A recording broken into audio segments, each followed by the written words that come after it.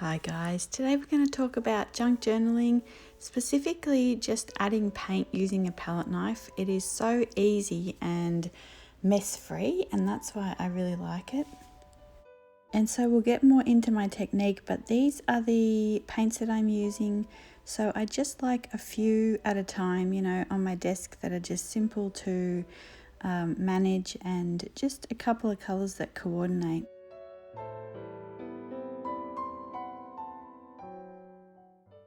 So I'm also just going into my paint box and seeing if there's anything else in here that I want to use, or what I'm looking for is the pearl white. This is my favorite and most used paint, and I just get it from Michael's, and we're going to use that today instead of like gesso. So if you had just some white acrylic paint, could you use that? Now the acrylic paint isn't as thick as gesso, so you'll still see some of the words through the paper, but I just want to try and create something that's a nice surface and maybe is really easy and gives you that sort of canvas to journal on. So here is one that I did this morning, and I just whipped it up in a few minutes using this little palette knife. So this is what I really like to use. It's the number 1, so it's quite small, and it's got like this little diamond head on it. And I think some art shops sell these just on their own, and some sell them in packs. So I can't remember where I got it from, but I also started using this sort of technique the other day. I was trying it out, and I had found this sort of clear palette that I had from a few years ago, but I found it just in the boxes in the move. So I've pulled that out, and then also I'm using this Schminke Bronze. It's like a gold pigment, and I've been using that on here as well. This is a product that I really love, but I haven't found a way until now to kind of use it without, needing like water and a mixing palette and things like that. So the whole point of this kind of exercise is that I really enjoy it because I'm not using any water. So it's just really, really simple to do and to clean up, and then that's the end of it. There's no I don't have to go and get water. I don't have to sort of rinse out the water. I don't have to worry about water spilling on my desk, or if I leave it, anything like that. So we're using a couple of different like glitter and some Pearl-Ex, and I also used this stamp pad around the edge of the page here, you can see, to kind of just bring it alive a little bit more. So you can see the opposite page where I haven't done anything and how plain that is, and then versus just a few minutes of colour and you have a really nice page. So here I've just done a little bit of journaling the other week, and I want to try this technique on the back side of the page here. And so literally the longest part of this process is just letting it dry. So you might have a heat gun that you want to use, but I just do it and then sort of just let it dry. So it's a really simple process. So like I said, the first time I tried it, I used the glass palette, the clear palette there, but I'm just going to go straight onto the book, and I think this is an easier way, but I'm going to show you both ways in case you want to do it, not straight onto the book. So you can also use a scrap piece of paper or a wooden palette, or anything else. So I've just got this here, so I'm using it. I think it's nice for the videos.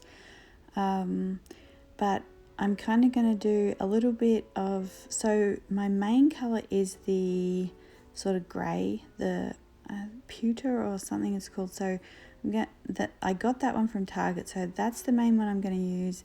And then I'm just adding sort of some highlights of these other colors.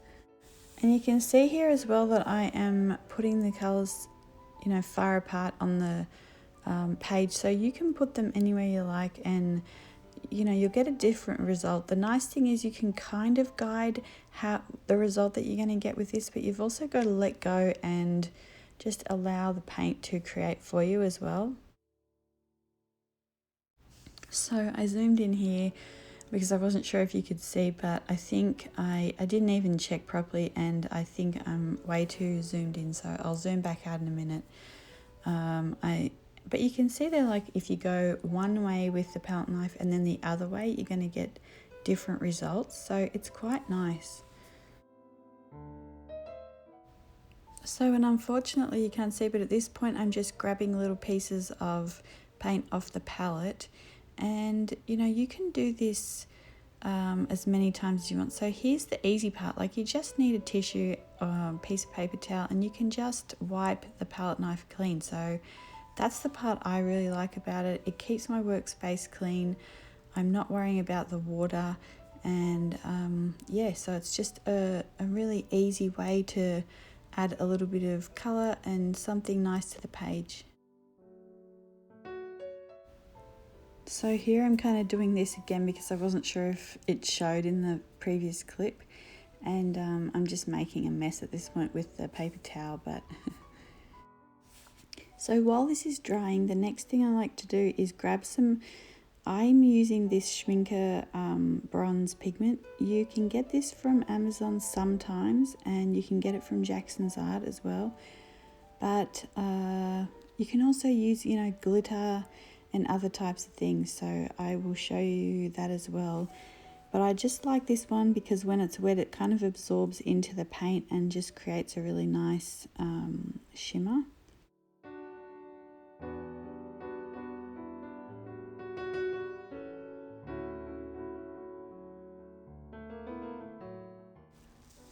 So the next thing I do is I'm just going back into the page. So if I feel like it's not finished or I want to add some paint somewhere, at this stage I just go back over the paint, and then you can just keep sort of repeating this process as many times as you want. Put the paint on, then the glitter, and then, you know, so on and so on.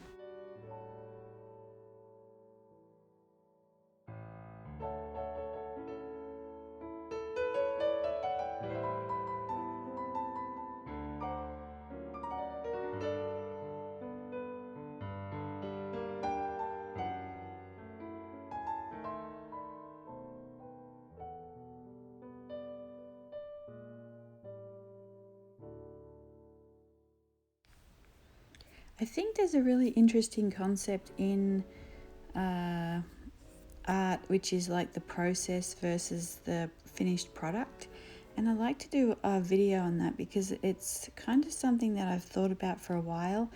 And I think, you know, I think I've been more of the finished product type of person, but now I'm seeing, you know, a lot of value in the process and enjoying, you know, what you're doing. And I guess this is one of those things where you can't necessarily make the outcome exactly what you want, but you can influence it, and you can enjoy the finished product as well, you know, and enjoy the process.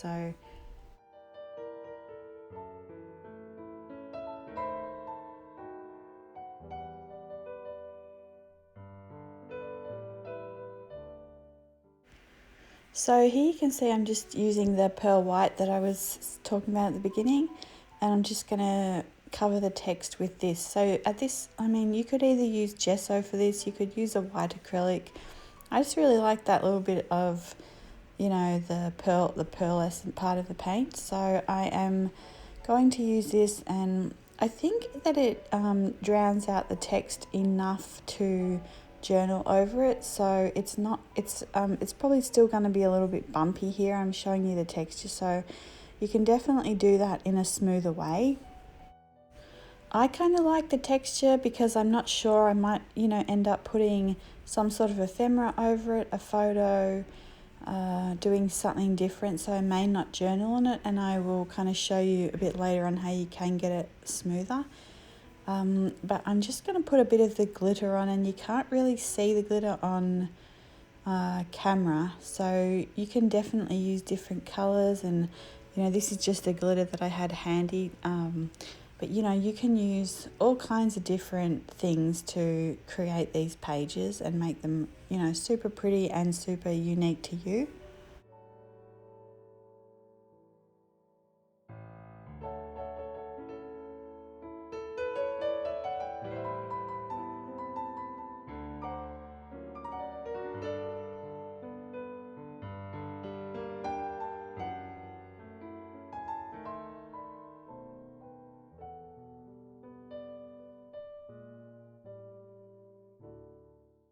So there are a couple other things that I want to show you, but just before we move on, this is, me just trying to make it smooth.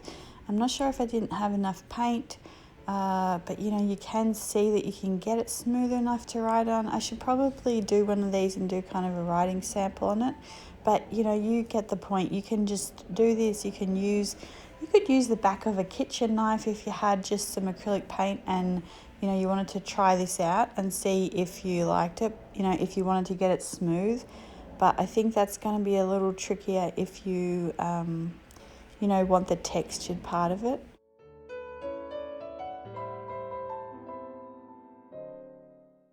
So the other thing is just using a stamp pad, and there's lots of different ways that you can, put a little bit of colour on the edge of the pages.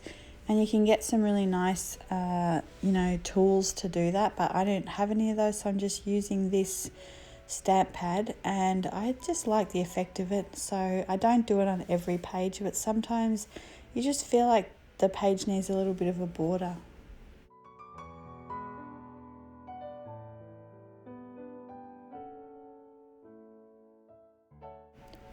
Okay, so I could not help myself. I added some colour to that pearl white page that I was doing. And what I am doing here is I'm actually taking it up a notch. So instead of just leaving it with the, palette knife and paint, which is a really simple process and kind of mess free, you can actually add ink spots or paint spots. And this makes it a little bit more messy. You can try and, gauge where you're going to get the ink spots, but guaranteed they're going to go, places that you don't want them to go. So I tend to keep this to a minimum, but I'm just kind of showing you my techniques for if I want to add some ink splotches on top. And that's mainly just using the pipette or using the paintbrush. I really like this one. It's a squirrel hair and it's a mop brush, so it's got a really large belly. So it holds a lot of water or a lot of ink. And then you kind of tap on the top of the brush, and then that'll give you some really nice splotches or splatters.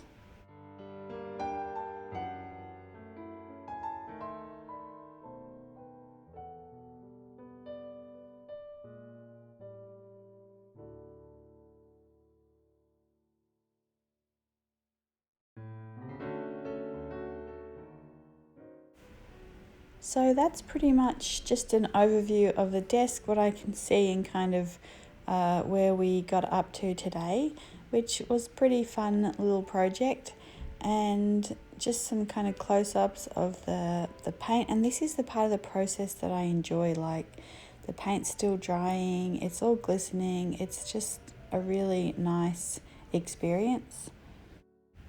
And then you also get to enjoy the finished product, which isn't, a great like masterpiece, like a lengthy, very difficult produced piece of art, but it just is something nice in your journal.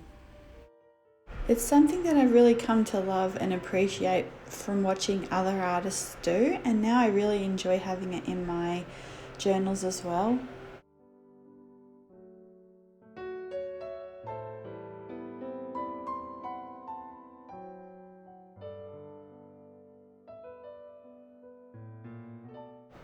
And I'm sorry if there's background noise. I'm sort of chasing around the vacuum cleaner, trying to avoid it. So, um, this I just wanted to show you before we go sort of a quick flip through of my journal and kind of how it's all coming together, and a few things that I've been working on in it before we go.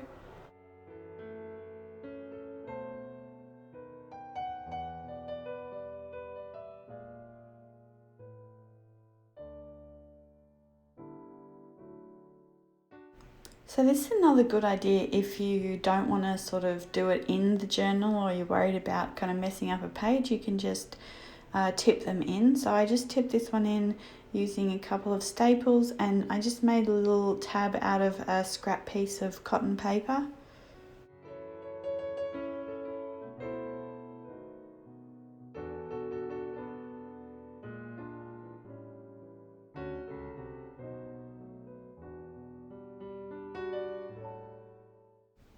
One of of the things I've really enjoyed seeing Johanna do is take a few pages and make a spread out of them. So here I'm just showing you, I've been sketching on the silk, and I want to do a little bit of painting on that with you as well. But I've really enjoyed watching her do it a couple of pages, you know, grab a couple of pages in her sketchbook, like maybe 4 or 6 pages in a row, and create a little, you know, continuous spread for a particular journaling idea. And I've really enjoyed that, and I have been thinking a lot about Australia, about what's going on there, and keeping up to date with that in the news and, you know, through family and things like that. So there are still some more spreads that I want to do about it, but I just sat down. I had some time the other night so I could sit down and just start this spread, and I really enjoyed, you know, taking that across a few pages and being able to sketch, being able to write, and, you know, just be creative about it, and you know, explore that idea and record the thoughts. And I feel like I still have a few more sort of several page spreads that I want to do about this, and some more personal, family oriented things, and just a whole bunch of different things. So, you know, it is a lot to process, it's a lot to think about and worry about, and but yeah, I hope you guys enjoyed sort of seeing this process and seeing a peek into my journal at this point, and I'll see you next time. Bye guys.